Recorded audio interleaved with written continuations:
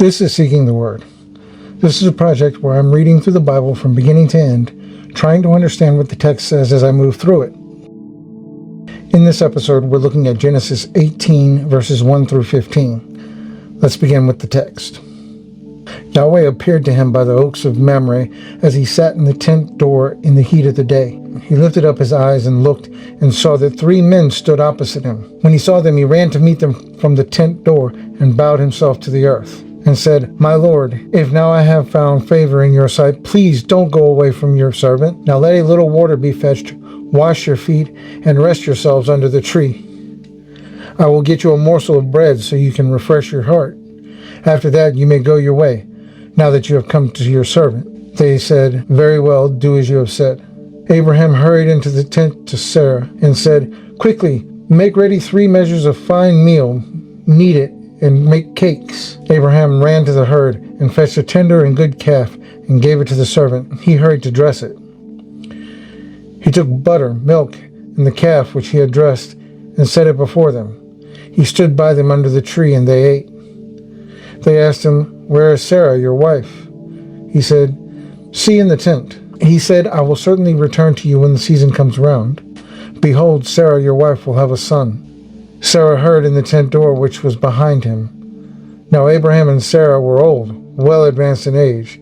It had ceased to be with Sarah after the manner of women. Sarah laughed within herself, saying, "After I have grown old, will I have pleasure, my Lord, being also old?" Yahweh said to Abraham, "Why did Sarah laugh, saying, 'Will I really bear a child, yet I am old?' Is there anything too hard for Yahweh? At the set time I will return to you, when the season comes round, and Sarah will have a son." Then Sarah denied, saying, "I didn't laugh," for she was afraid. He said, "No, but you did laugh." That's the passage. There's a clear movement at the beginning from stillness into action. Abraham is sitting at the tent door, and then immediately he's lifting his eyes, seeing the men, running to meet them, bowing, speaking, and then continuing into a long chain of motion. The sequence expands through repeated verbs as he moves between the tent, the herd, and the space under the tree. There's also a pattern where Abraham's actions are fully narrated step by step.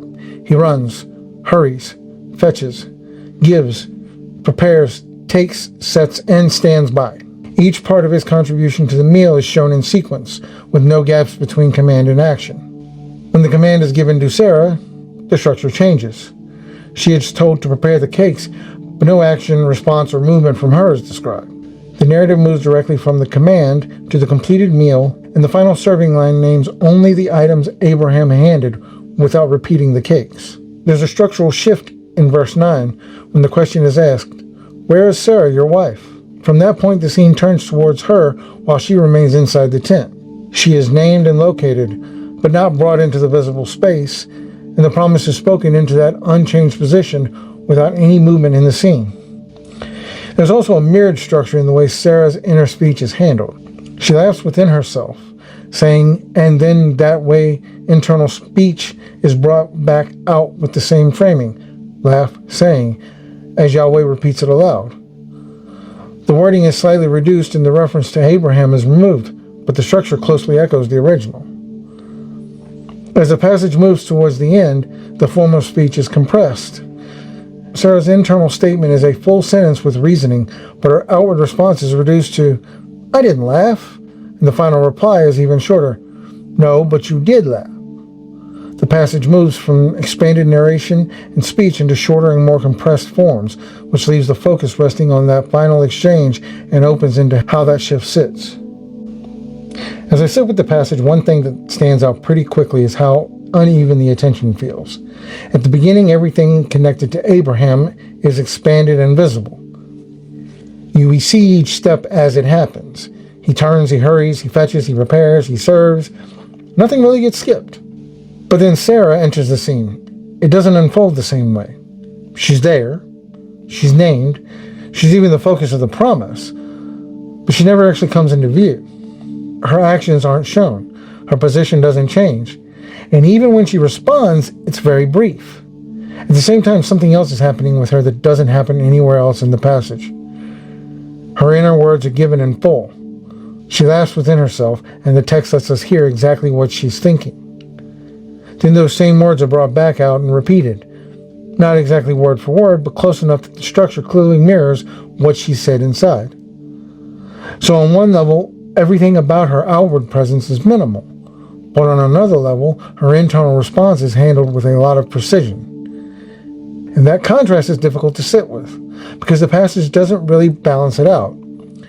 It doesn't bring her into the open. It doesn't expand her outward actions. It just holds that difference in place. Then toward the end, everything starts to compress.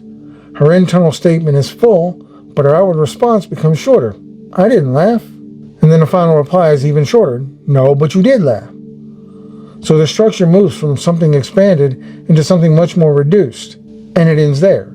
There's no return to the earlier rhythm, no expansion after that moment. Just that short exchange. So the promise is clearly stated. But the final thing the passage leaves on is that moment of denial and correction. And everything around it feels reduced compared to what came before. I'm not entirely sure what to do with that yet. But that contrast between what's visible and what's hidden and what's exposed is what stands out to me as I sit with the text. That's where I'll leave this for today. And this is Seeking the Word.